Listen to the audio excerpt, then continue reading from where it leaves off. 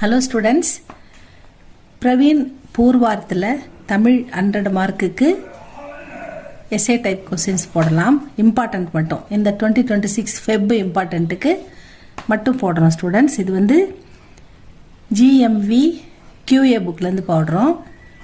பார்க்கலாமா? ராம லக்குவர் சுக்ரீவனுடன் சென்ற மலை வழியின் மாண்பினை புலப்படுத்துக. ராமர் லக்ஷ்மணன் சீதா 3 பேரும் வந்து காட்டுக்கு போவாங்கல்ல. அப்படி போகும்போது சுக்ரீவன் வந்து அவங்கள கூட்டும் போவார். அவங்க சென்ற அந்த மலை வழி பாதையின் அழகை தான் வந்து மாண்பினை அப்படின்னா சிறப்பினை கேட்குறாங்க.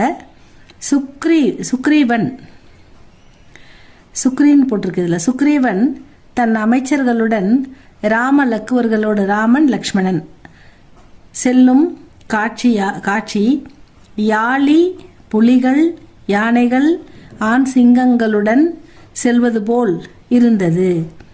யாழி அப்படின்றது நம்ம பார்க்காத ஒரு விலங்கு. அது நம்ம கோயில் சிற்பங்களில் தான் பார்த்துருக்கோம். அது வந்து சிங்கத்தின் தலையும் யானையின் உடலுடன் ஒரு வித்தியாசமாக இருக்கும்.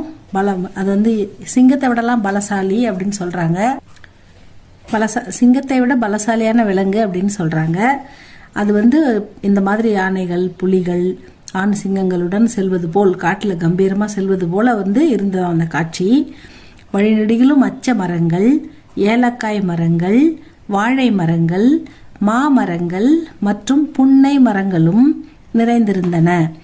செல்லும் வழிகளில் ஆங்காங்கே மான் போன்ற விழிகள் கொண்ட பெண் வானரங்கள், வானரம்னா அது குரங்குகள், ஊஞ்சல் ஆடிக்கொண்டிருந்தன. அழகான கண்களை கொண்ட அந்த பெண் வானரங்கள், பெண் குரங்குகள் ஊஞ்சலாடி கொண்டிருந்தன. பார்ப்பதற்கு மகிழ்ச்சியாக இருக்குது.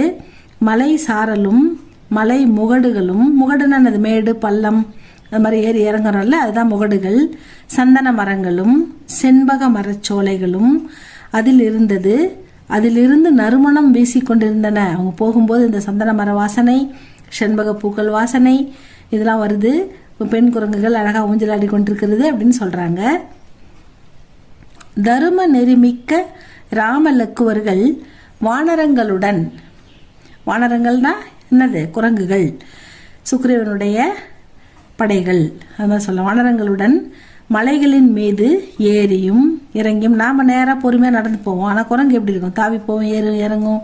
அது வந்து ஒரு சேட்டை பண்ணிக்கிட்டே போகும்ல, அதுதான் சொல்கிறாங்க. ஏறியும் இறங்கியும் நடக்கும் பொழுது மலைகளில் தூங்கி கிடந்த மேகக்கூட்டங்கள் விழித்தெழுந்து வானத்தில் ஓட ஆரம்பித்தன. அந்த